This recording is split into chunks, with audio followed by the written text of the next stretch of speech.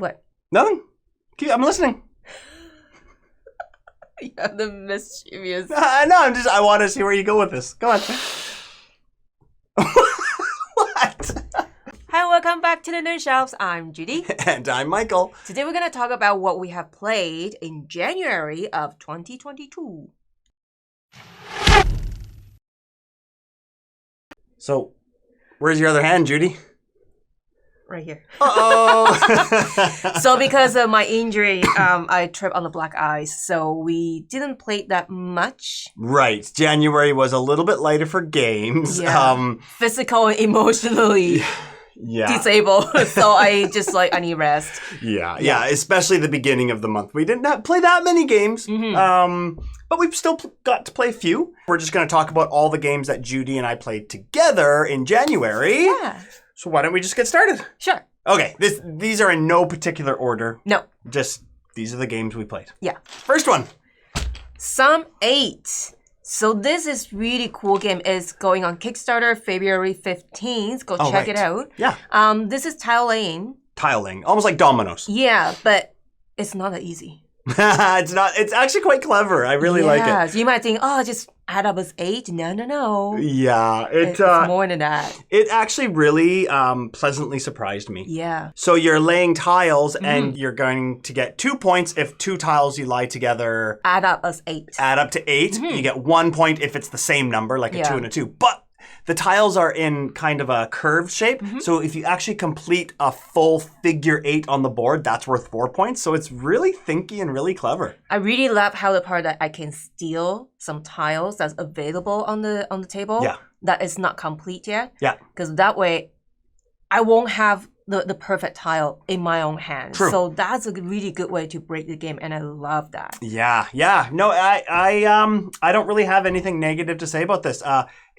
Like I said, it pleasantly surprised me. And when I was done playing it, I felt like that, I want to play this again. Absolutely. We received a prototype, but this is in a bag. So it's travel friendly. Yes, travel friendly. Family friendly. Yeah. New gamer friendly. So check it out. Yep. I'm doing all the heavy lifting today. Okay. The next game is... Walking in Burano. Walking in Burano. Love this game. It's from Emperor's 4 and AEG. I have this on my list for a very long time. Yeah, and we actually received it for you. You actually bought it for the family for Christmas, didn't you? Yes, I love it. I figured, you know what, gotta get it. Yeah, it's a nice little filler game. It's very relaxing when you play it. It is very relaxing. I actually, it gave me the feeling of Santa Monica a little bit, yeah. Santa Monica.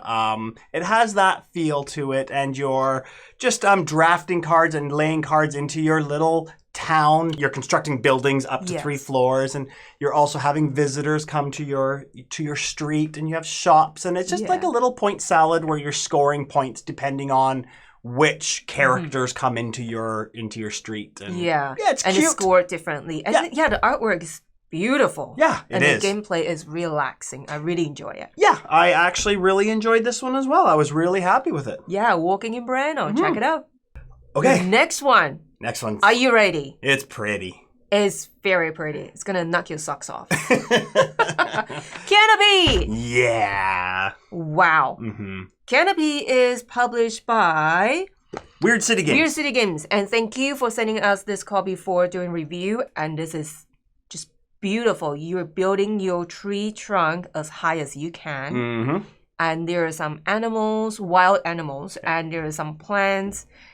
It's not as easy as it looks. It's actually quite interesting. It is quite interesting. And again, it's one of those games, like Walking in Burano, that I think you need to think while you're playing it, but it's also very relaxing. Yes, it is. We actually, when we played it, we put on... the rainforest music, right? Yeah, the rainforest sounds, and that just kind of added to it. But it's quite neat. It plays over 3 different seasons. And what I like is that all of the plants...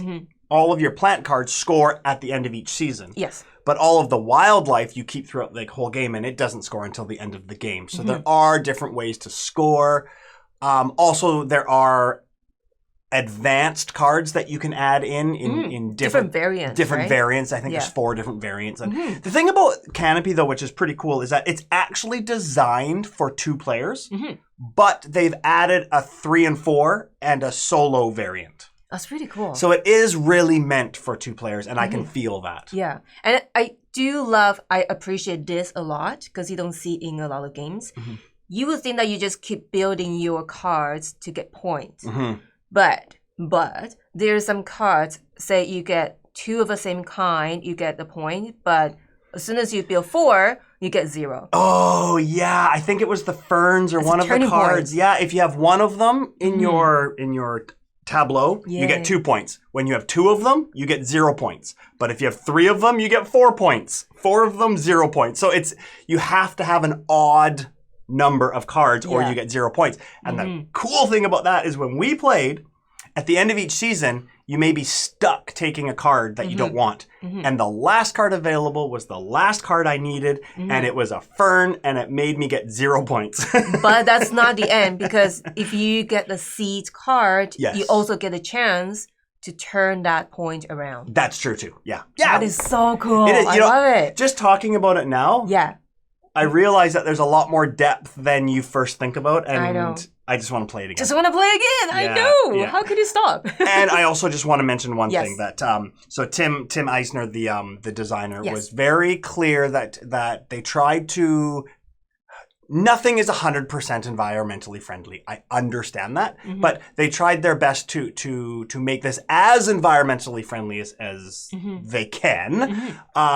So there was no plastic in here, no shrink wrap. The cards weren't in plastic. Even the package, right? The packaging, everything's recycled. So the card comes like envelope and all that. Yeah. It is so neat. Yeah, it's absolutely. So neat. Yeah. So that's Canopy. The next one. So we played Paladins of the West Kingdom. Paladins. Plus, with the City of Crowns expansion. It is mind blown. Love it. I love it too. Absolutely love it. I really love this expansion adding up to the base game. It changed, not a lot, I won't say a lot, but it makes it so perfect.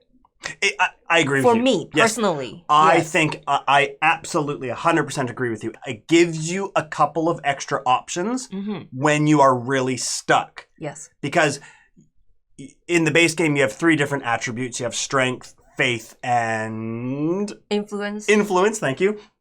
That you are, you're increasing them throughout the game. Yes. But you need attributes to be at a certain level in order to do other actions. Sometimes you get really, really stuck with that. Yes. So this adds a couple of extra options, which just makes the game flow better. Yeah.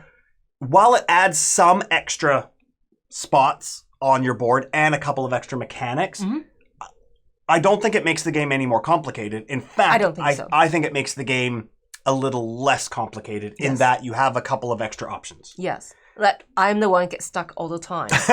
So now I feel better with the diplomacy. The diplomacy, yeah. Yes. That track, it just gives you more powerful. For me, that's very powerful because I get to think of other ways to get out when I was stuck. Yes. Yeah. I really enjoy it. Doesn't mean that I beat you. Yeah. I still can't beat you. Yeah. You're just too good at this, but I enjoy it so much. It's like well seasoned. Well seasoned. What's that meme where he goes? Like this. Bam! Drop the salt. Now, next one is very exciting. What is it? Beep! Rolling Realms! Yay! I know you love this, eh? I do. It's so well designed. I do. Yeah, okay. Yes, I think the game is great. Yeah. But I think what really sells it for me is I think the concept of this game is brilliant. It's well designed, yeah. So we'll talk about the game in a second, but by the concept, I mean, so Jamie Stegmaier designed this game, and each puzzle represents a game that Stonemaier Games has published before. How brilliant is that? Right? And that puzzle ties into the mechanics of that game. So you have Viticulture, you have Wingspan, you have Scythe, you have all of these games, right? Euphoria and everything. And I think that is just so clever. And when they publish new games, they can add more cards to this. I know. I just love how this can play along with your friends, especially during COVID. Yes. And everyone can just bring out a card and they don't even need to learn the game that represent on the card already. Yes. I love that mechanism is similar to the game that it represents on the card. That is so awesome. And that, if you know that game, then it just adds some flavor. But if you've never played the game it represents, it doesn't change. It does not. Anything. Yes. It's still fun, and you just not really know the game's mechanism, but it doesn't really change anything. And I love that. No, I 100% agree with you. And there's a really cool solo variant where it's mini golf, and I think that's really fantastic. We're going to try that too. Yeah. So thank you, Stonemaier Games, to send us this copy for review. We totally enjoy it, and I think the chat really love it too. Thank you so much. All right, next one. I can't believe how excited I am. Is Dune Imperium. This game is card drafting and is, well, Dune Imperium. Yeah, it's from the Dune franchise. I don't need to say much. I think you're all familiar with this. Yeah. I'm usually not a big fan for space or stars and, the science fiction genre. Yeah, but this one is really interesting. It is interesting. I like how the gameplay is simple enough for me personally. Yeah. I like the tracks at the side. Yeah. And very clear, very big icons. Clear. The board is quite large, but it's I remember actually when we first put it out on the table, and I thought, and I even mentioned that I don't know if this board needs to be that big, but you had a good point. I love it because you kind of need to. Yeah, because it was a lot easier to see what was going on. Yes, and I think this game, how they designed this art, I think they did a really good job because they print out all the things that you need to know on the board already. Yeah. And they didn't waste too much space. I think it's perfect. The iconography is really easy to understand. The cards are clear. That is true. I love this card drafting mechanic because it's card drafting with a twist. Yes. And I love games with basic mechanics with a twist. And I love the fact that you only have a certain amount of actions you can do in a turn. And so you can only play a couple of cards out of your hand to do those actions. And all the cards that are left in your hand then have a reveal stage. And then that's what you use to buy new cards or resources, go to battle. Yeah. Right? So it's a little bit of a balancing act of which cards do I want to use for the action now, or which cards do I save for the combat at the end of each round. Yeah. It's good. It's great. It's so crispy for me. It is crispy. It is. Yeah. I love it. Yeah, and we're actually really excited because our local board game cafe just got the expansion. So we might just accidentally bump in there again. And that's Dune Imperium. Ba-ba-da-bum. The last one. Why is it the last one? I wonder. We're not ranking the games we played. We're only talking about the games that we played in January. Yes. But this is my favorite. Your favorite, eh? It was not on my list, but after so many plays, I kind of dig it now. Are you ready? Yeah. I wonder what it is. I wonder. Drum roll? Drum roll. Oh, you can't. You'd only have one hand. Furnace! Sorry, Arcane Wonders and Hobby World published it. Sorry. Yes. You bought this at a board game cafe, right? Yes, I did. And without hesitation. Yes, I did. You know what? I think we talked about this many times. I did not quite enjoy it at first play. So I'll tell you why. Okay. I found, so there are two phases when you play. First one is auction. You bid on the cards that you want or compensation. The second phase is production phase. And the production phase is the one that I got really overwhelmed and anxious. You basically, when you play, you're doing it at the same time. You're doing your production. But when we play, we prefer to just do one person at a time. So we can see we can see what the other people are doing. Yeah, but either way, I still feel anxious because I need time and I know someone is waiting or watching me. I have so much pressure. So much. But mind you, that's first play. Sure. And I wasn't really familiar with the game, the cards and the resources. But after a couple more play, I mean, well, that is easy. I can do that. And then I realized myself, okay, I'm really liking it. Yeah. Because I know what is happening exactly. Right. And that's very fair. And I have to say that I probably didn't help the situation because for me, the production phase of this game, when you have all the cards in front of you, you have to run your engine and you can run it in any order. So it's this puzzle of which cards do I activate first in order to get the resources in order to activate cards later on. It's this whole mathing puzzle that I crave and I love. So in saying that, and I don't want to be that alpha gamer and tell you what to do, but I love looking at your board and I just see that puzzle. And in my brain, I just want to solve that puzzle. So I'm like, oh, you can do that. You can do that. And Judy's like, be quiet. I want to do it myself. I was like, ah. But at the same time, I was also anxious looking at your board because you have very low resources. But so many cards. But how many times have we played this where at the end of the whole production phase, I've literally used every last resource exactly right? Only one left. Yeah, one or two left. I don't even know how you do that. Yeah. A lot of times it's a fluke. And the other thing I love about this game, though, is that I love the auction mechanic where you have 4 chips, a 1, a 2, a 3, and a 4, each player, and you're auctioning on the cards. Now, obviously, the person with the highest bid on that chip gets the card. But here's the catch. If you lose the card, you get compensated. At the top of each card, there's a compensation where maybe it's a resource or a little conversion. Yeah. Sometimes you don't want that card in your engine. You want the compensation. Yeah. But sometimes when you try to lose a card, you end up getting it and it goes into your engine and you don't want it. Which happened to you a lot. It happened to me a lot. Yeah, it's such a neat, thinky little game. And the best part is, it's 4 rounds and plays in under an hour. Yeah. It's incredible. It's really fun.